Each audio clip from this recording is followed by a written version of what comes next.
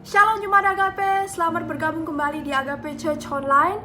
Kita bersyukur kepada Tuhan, walaupun di masa sulit ini, kita masih diberi kesempatan untuk mendengarkan firman Tuhan, dan kita masih boleh menaikkan puji-pujian baginya. Kita mau siapkan hati kita mau siapkan pikiran kita, dan kita mau sama-sama nyanyikan lagu ini, amin.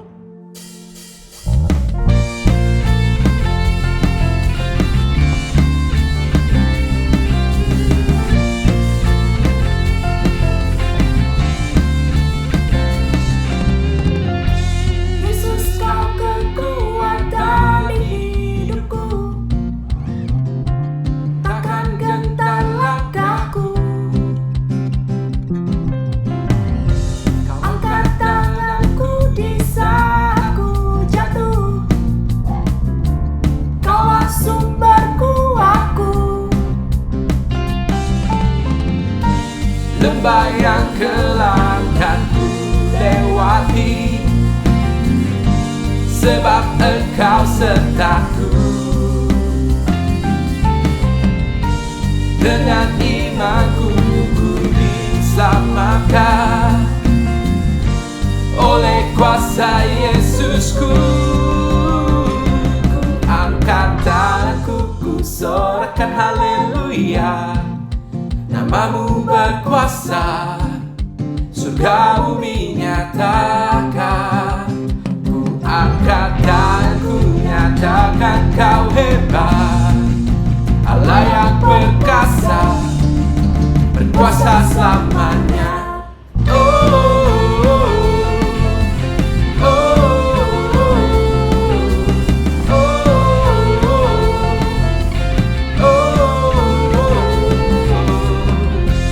Yesus, Kau kekuatan hidupku,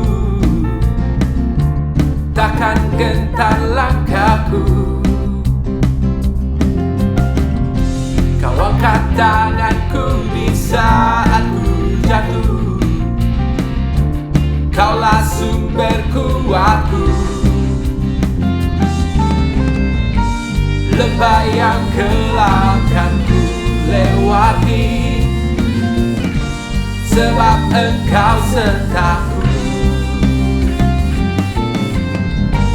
Dengan imanku ku diselamatkan oleh kuasa Yesusku.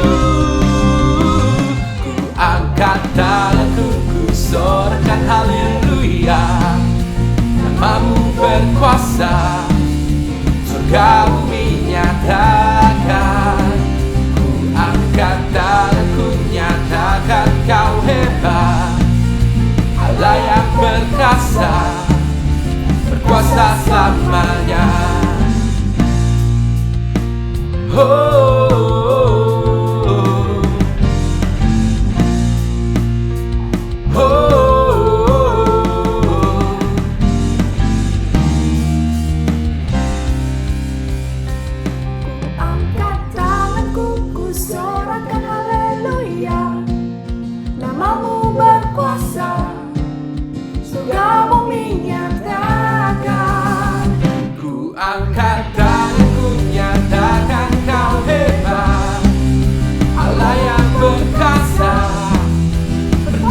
Selamanya. Angkat tanganku, ku sorakan haleluya. Namamu berkuasa, surga bumi nyatakan. Angkat tanganku, nyatakan Kau hebat, Allah yang perkasa, berkuasa selamanya.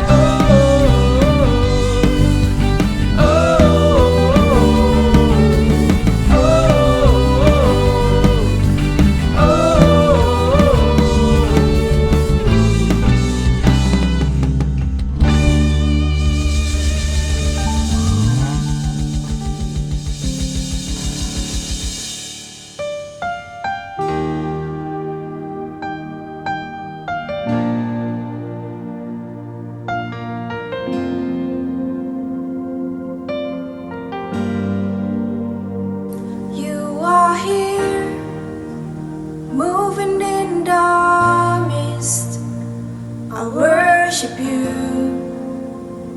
I worship you.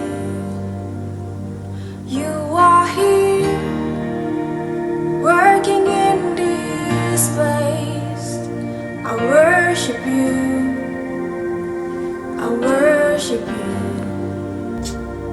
You are here, moving in our midst. I worship you. I worship you. You are here, working in this place. I worship you. I worship you. You are waymaker, miracle worker, promise keeper, light in the darkness. My God, that is who you are. You are waymaker, miracle worker, promise keeper, light in the darkness. My God, that is who you are. You are here, touching every heart. I worship you. I worship you. You are here, healing every heart. I worship you. I worship you.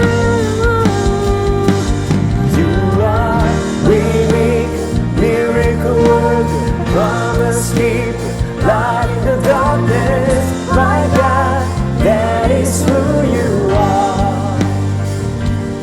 You are waymaker, miracle worker, promise keeper, light in the darkness. My God, that is who you are. Even when I don't see it, you're working. Even when I don't feel it, you're working. You never stop working. You never stop working. Even when I don't see it, you're working.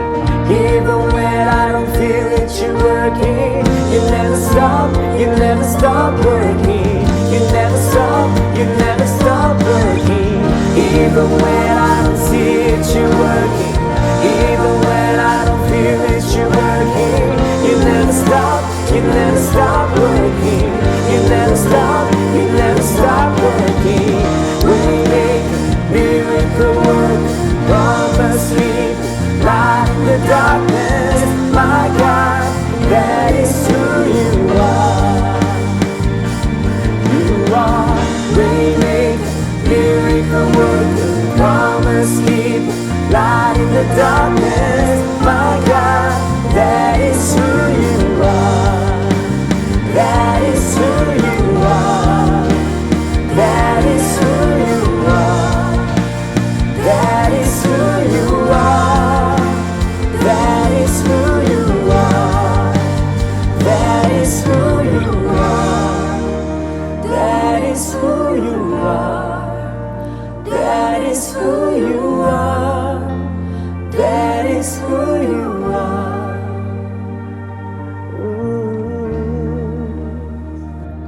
Hey, hallelujah. We worship you. Surrender our life to you.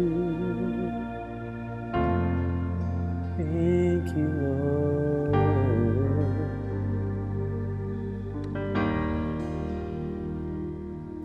Jemaat yang dikasihi Tuhan, di mana saja kalian berada, doa saya pada saat ini supaya engkau semua dalam keadaan sehat, di dalam keadaan kecukupan, diperlengkapi oleh Tuhan Yesus Kristus yang mengasihi engkau.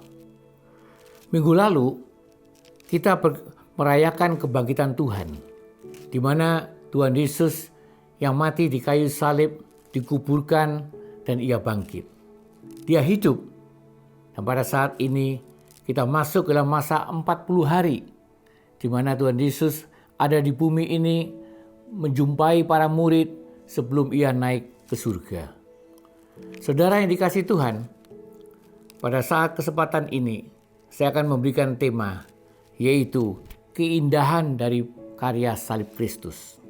Dan firman Tuhan saya ambil dari Markus 16 ayat 9 sampai ke 20. Dan saya akan membacakan Markus 16 ayat yang ke-9 sampai ke 20. Setelah Yesus bangkit pagi-pagi pada hari pertama minggu itu, ia mula-mula menampakkan dirinya kepada Maria Magdalena.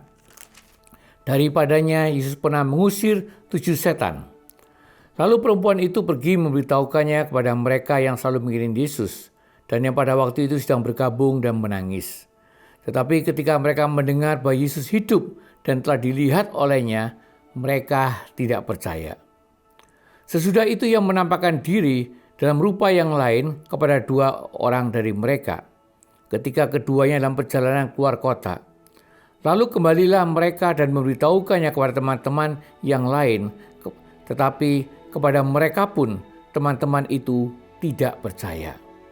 Ayat yang ke-14, akhirnya ia menampakkan diri kepada ke-11 orang itu ketika mereka sedang makan, dan ia mencelah ketidakpercayaan dan kedegilan hati mereka, oleh karena mereka tidak percaya kepada orang-orang yang telah melihat dia sesudah kebangkitannya.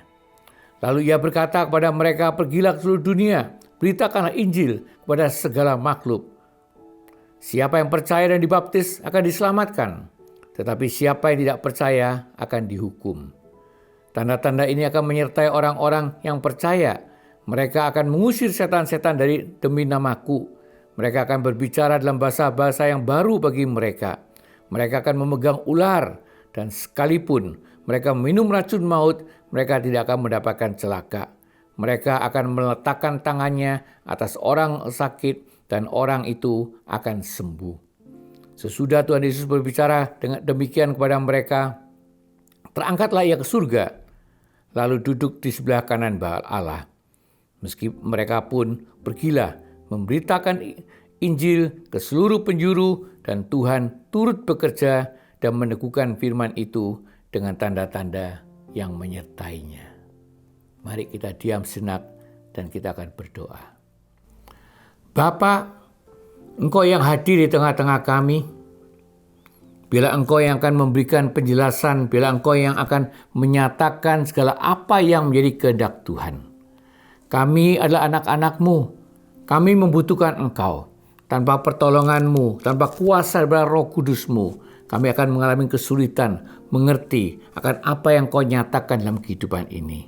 Bapa, urapi kami dengan kuasa-Mu, urapi juga hamba-Mu. Di dalam nama yang maha besar, nama Tuhan kami Yesus Kristus, kami panjatkan doa ini. Amin. Saudara yang dikasihi Tuhan, kita akan melihat apa yang dinyatakan di dalam Injil secara keseluruhan.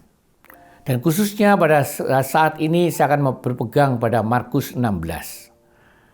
Dan apa yang dinyatakan, saudara, sehubungan dengan salib Kristus, kita mengetahui bahwa Tuhan Yesus itu mati di kayu salib. Dan dikatakan oleh Nabi Yesaya berkata, tetapi Tuhan berkehendak meremukkan dia dengan kesakitan apabila ia menyerahkan dirinya sebagai korban penebus salah. Tuhan berkehendak. Dan itu adalah suatu hal yang perlu kita ketahui. Tuhan Yesus mati di kayu salib karena Tuhan berkehendak. Dan kemudian kita akan melihat di dalam perjanjian baru, yaitu Tuhan Yesus bangkit, saudara. Di mana dalam Matius 28 ayat yang ke-6 memberikan suatu pernyataan dengan tegas bahwa ia tidak ada di sini. Ia telah bangkit, sama seperti yang telah dikatakannya. Tuhan Yesus pernah berkata, dan ini digenapin, bahwa dia telah bangkit. Dan saudara yang dikasihi Tuhan, mari kita akan melihat keindahan daripada salib Kristus ini bagi kehidupan manusia yang ada di permukaan bumi. Ada 3 poin yang ingin saya nyatakan pada saat ini, saudara. Poin yang pertama, saya ingin memberikan pernyataan bahwa salib Kristus itu memberikan pilihan untuk percaya. Dikatakan di dalam Lukas 23 ayat 42 sampai ke 43, saya menggunakan Lukas kali ini. Dikatakan begini, saudara. Lalu ia berkata, Yesus ingat aku. Kata Yesus, hari ini juga engkau akan bersama-sama dengan aku di dalam Firdaus. Mungkin engkau ingat bahwa ini adalah perkataan yang dinyatakan oleh dua penjahat, di mana mereka pada waktu itu juga disalibkan bersama dengan Tuhan Yesus Kristus. Dinyatakan satu ada di sebelah kiri dan satu ada yang di sebelah kanan.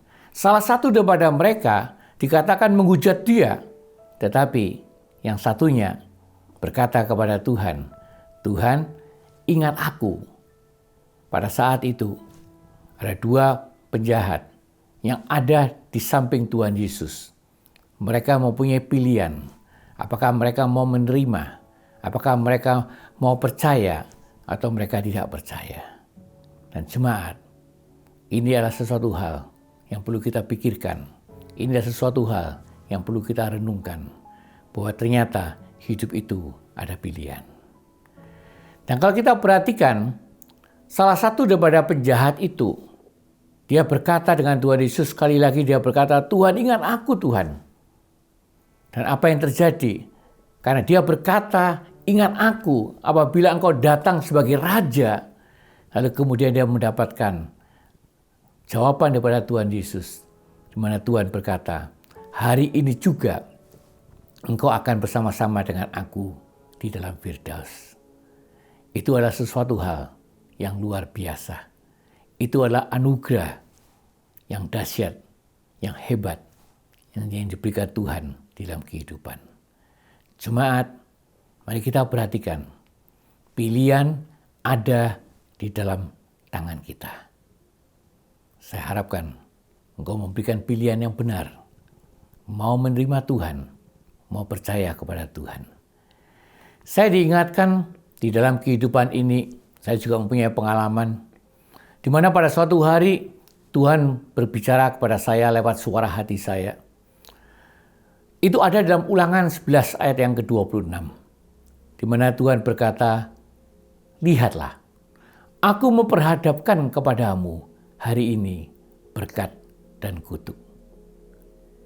Jelasnya jemaat, pada waktu Tuhan berkata seperti itu, di mana Tuhan memperhadapkan saya, mau berkat atau kutuk, saya berlutut di hadapan Tuhan, dan saya berkata, Tuhan, aku mau berkat. Aku mau berkat Tuhan. Saya memutuskan, aku berkata kepada Tuhan, aku mau berkat. Dan pada saat ini tentunya saya akan bertanya kepada saudara, pilihan ada dalam tanganmu. Apa yang menjadi keputusan dalam kehidupanmu? Poin yang kedua, saudara, apa yang ingin saya nyatakan, ternyata bahwa salib Kristus inilah juga meningkatkan iman kepercayaan. Dikatakan di dalam ayat yang ke-14 dari Markus 16, pasal 16, saudara. Dikatakan akhirnya ia menampakkan diri. Ia mencelah ketidakpercayaan dan kedegilan hati mereka. Oleh karena mereka tidak percaya kepada orang-orang yang telah melihat dia sesudah kebangkitannya. Para murid diberitahu, tetapi mereka tetap tidak percaya. Mereka tetap berkeras untuk tidak mempercayai perkataan orang lain. Nah, disinilah Tuhan Yesus kemudian menegur mereka. Dikatakan, mengapa engkau tidak percaya? Engkau yang keras hati. Tuhan Yesus kemudian menampakkan dirinya. Dan saudara, ternyata penampakan diri itu mempunyai arti yang luar biasa. Penampakan diri memberikan pengalaman yang luar biasa bagi para murid. Di mana para murid yang pada waktu itu kurang iman, terlalu keras kepala, dan bertemu dengan Tuhan, berjumpa dengan Tuhan, sehingga mereka kemudian menjadi percaya. Mereka yang tidak percaya menjadi percaya. Saudara yang dikasihi Tuhan, Kita lanjutkan. Rasul Paulus, dia memberikan suatu pernyataan kepada jemaat di Roma. Di mana Rasul Paulus berkata bahwa iman itu timbul dari pendengaran. Dan pendengaran oleh firman Kristus. Para murid mendapatkan pengalaman. Tetapi sebenarnya yang dimaksudkan orang beriman. Jelas sekali Paulus berkata, iman itu timbul dari pendengaran dan pendengaran oleh firman Kristus. Iman itu harusnya datang hanya dari pendengaran. Tetapi sebagian besar daripada kita selalu seperti apa yang terjadi di dalam salah satu murid Tuhan yang bernama Thomas. Di mana Thomas juga memberikan suatu pernyataan seperti sebagian besar daripada kita. Thomas berkata, sebelum aku melihat bekas paku daripada tangannya, sebelum aku mencucukkan tanganku ke dalam lambungnya, sekali-kali aku tidak akan percaya. Manusia senantiasa menuntut. Manusia mau mengalami, baru percaya. Sedangkan kalau kita mengetahui tentang iman, iman itu adalah sesuatu yang kita harapkan dan terjadi sesuai dengan apa yang kita imanin, tanpa menuntut bukti. Maka sebab itu Tuhan Yesus berkata dengan jelas, dikatakan dalam Yohanes 20 ayat yang ke-29, berbahagialah mereka yang tidak melihat namun percaya. Jemaat, jangan kita menuntut, tetapi percayalah apa yang dikatakan di dalam firman Tuhan. Karena firman Tuhan adalah kebenaran. Kita akan masuk ke dalam berikutnya, di mana sekali lagi dinyatakan bagian yang ketiga. Bagian yang ketiga memberikan suatu pernyataan bahwa salib Kristus itu ternyata juga memberikan dorongan, mendorong kita untuk melakukan sesuatu sesuai dengan kehendaknya. Markus 16 ayat 15 sampai ke 16 berkata sebagai berikut. Pergilah, beritakanlah Injil. Siapa yang percaya dan dibaptis akan diselamatkan. Siapa yang tidak percaya akan dihukum. Itulah pernyataan firman Tuhan yang dinyatakan oleh Tuhan Yesus. Dan jemaat yang dikasihi Tuhan, kita mempunyai tugas, yaitu memberitakan Injil. Kita disuruh pergi untuk memberitakan Injil. Itu adalah tugas daripada orang-orang yang percaya. Itulah tugas daripada orang-orang yang beriman. Orang yang beriman seharusnya melakukan tugas panggilan tersebut. Percaya ada sesuatu hal yang diberikan jaminan. Orang yang percaya, jika kita dapat menjadikan orang yang tidak percaya menjadi percaya, maka Tuhan memberikan suatu pernyataan bahwa orang yang tidak percaya dan dijadikan menjadi percaya karena pemberitaan kita, maka orang itu akan diselamatkan. Demikian juga jika orang itu tetap menolak, tidak percaya, maka firman berkata, dia akan dihukum. Saudara yang dikasihi Tuhan, mari kita berpikir secara serius akan hal ini. Mari kita berpikir akan orang tua kita, akan partner kita, orang-orang yang ada di samping kita, suami atau istri kita, akan anak-anak kita, akan saudara-saudara kita, teman-teman kita, bahkan siapa saja yang ada di permukaan bumi ini. Karena Tuhan memberikan pernyataan dengan tegas. Orang yang percaya dan dibaptis akan diselamatkan. Dan inilah panggilan kita untuk melakukan tugas yang Tuhan telah nyatakan. Dan jemaat yang dikasihi Tuhan, mengapa Tuhan memberikan penyataan ini? Saya ingin membawa engkau melihat akan penyataan yang Rasul Petrus berkata. Dinyatakan sebagai berikut, saudara. Bahwa ia menghendaki supaya jangan ada yang binasa. Melainkan supaya semua orang berbalik dan bertobat. Hari Tuhan akan tiba seperti pencuri. Tuhan menghendaki supaya tidak ada satupun manusia yang Dia ciptakan akan masuk ke dalam penderitaan yang kekal. Tuhan menghendaki supaya mereka tidak binasa.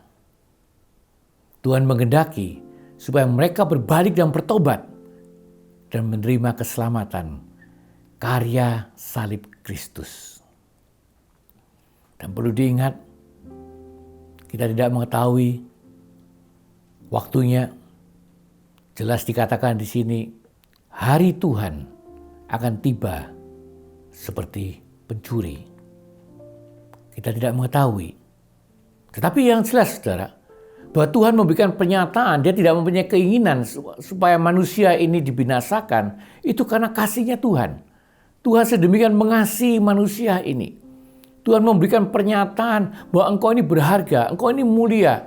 Bahkan Tuhan juga berkata, aku ini mencintai engkau.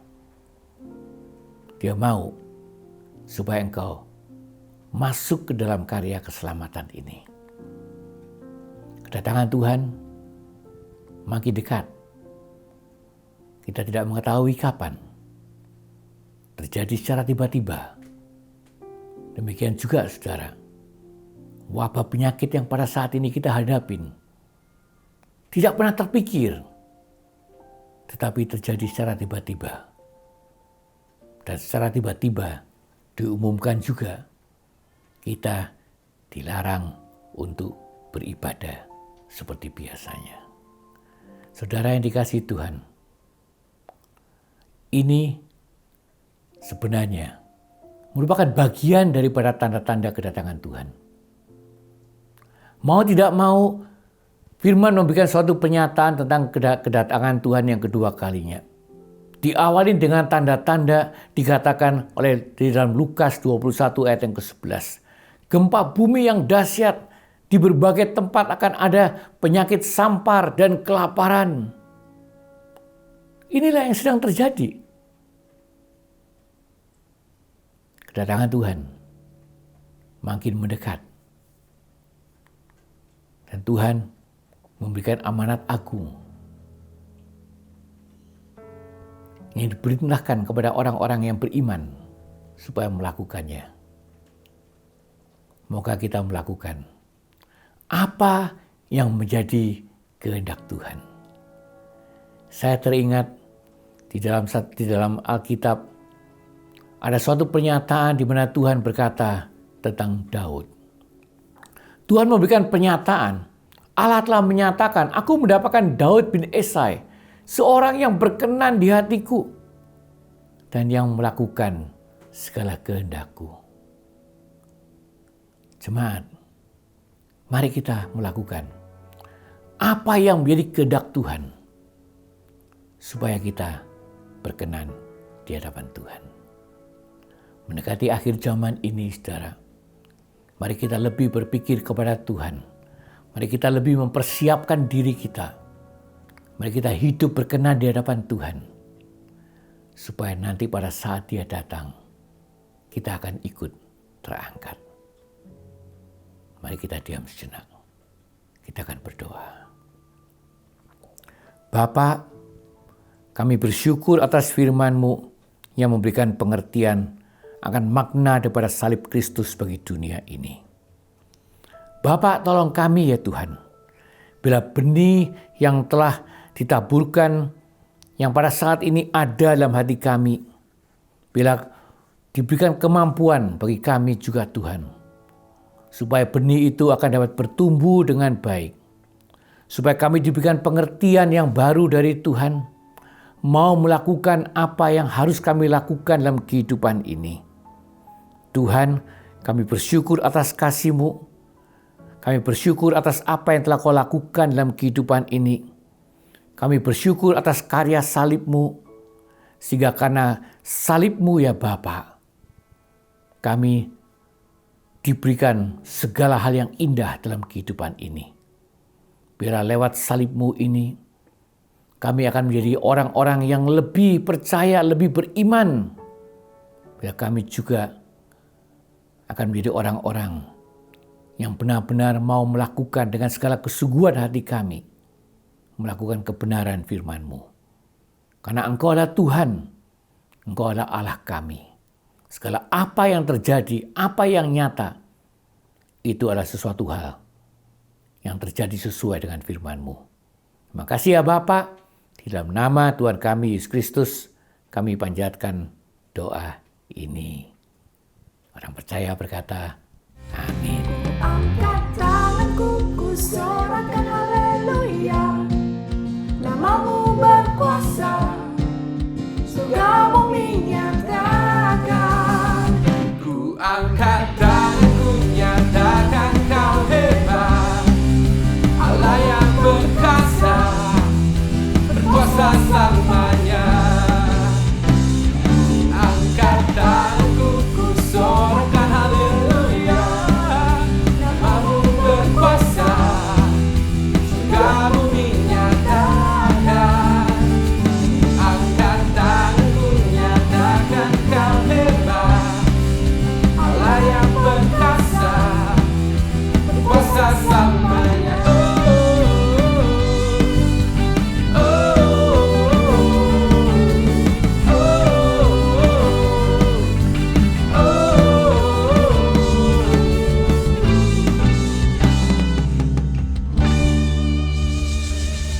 Mari kita diam sejenak untuk berdoa syafaat. Bapa, Engkau yang hadir di tengah-tengah kami, Engkau yang senantiasa mendengarkan jeritan kami.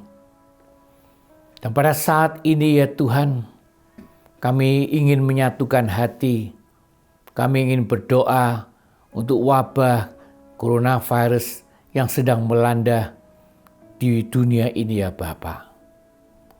Ampunilah manusia, ampunilah kami, ampunilah semua orang yang ada di permukaan bumi ini ya Bapa.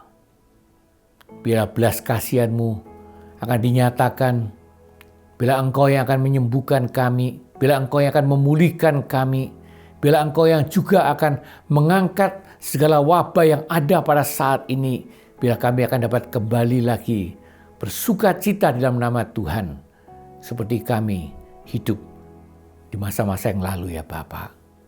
Dan bila kami juga dapat beribadah seperti apa yang telah Tuhan kehendaki dalam kehidupan ini. Tuhan, kami juga yang menyatukan hati pada saat ini ya Tuhan. Kami ingin berdoa untuk penyakit-penyakit, kami ingin berdoa untuk masalah-masalah yang ada dalam kehidupan jemaat. Kami serahkan masalah dan penyakit sepenuhnya ke dalam tangan yang maha besar, tangan yang maha kuasa. Kami juga ingin berdoa untuk orang tua kami, papa, mama kami, suami, istri, anak-anak, di mana saja mereka berada ya Bapa.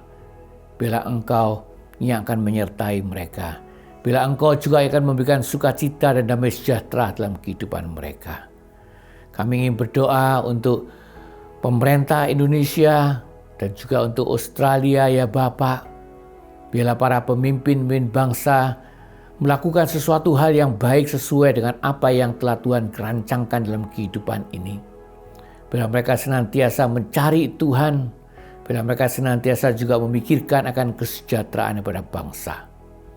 Tuhan, kami juga yang berdoa untuk gereja-gereja-Mu di mana saja berada ya Bapa. Bila Kau kuatkan, Kau teguhkan iman kami. Bila Kau jadikan gereja-gereja-Mu sebagai terang dan garam dunia, khususnya di masa-masa sulit seperti ini ya Bapa. Bila mereka juga akan menjadi penyalur berkat-Mu, memberikan segala hal yang indah dalam kehidupan setiap manusia di permukaan bumi. Dan kami juga yang berdoa pada saat ini ya Tuhan, untuk orang-orang yang belum percaya bahwa Tuhan Yesus adalah Tuhan. Dan Tuhan, kami mohon, bila Tuhan juga boleh berbelas kasihan, dan bila Tuhan juga boleh memakai kami ya Tuhan, sebagai alat-alat-Mu, untuk membawa mereka, untuk mengenalkan mereka kepada Tuhan. Tuhan, urapi kami dengan kuasa-Mu, pakai perkataan kami, bibir kami, dan juga Kau tolong kami, sehingga perbuatan-perbuatan kami senantiasa memberikan dampak yang indah bagi dunia ini. Terima kasih ya Bapa, Engkau yang hadir, Engkau yang mendengarkan doa-doa kami. Di dalam nama Tuhan kami Yesus Kristus, kami panjatkan doa ini.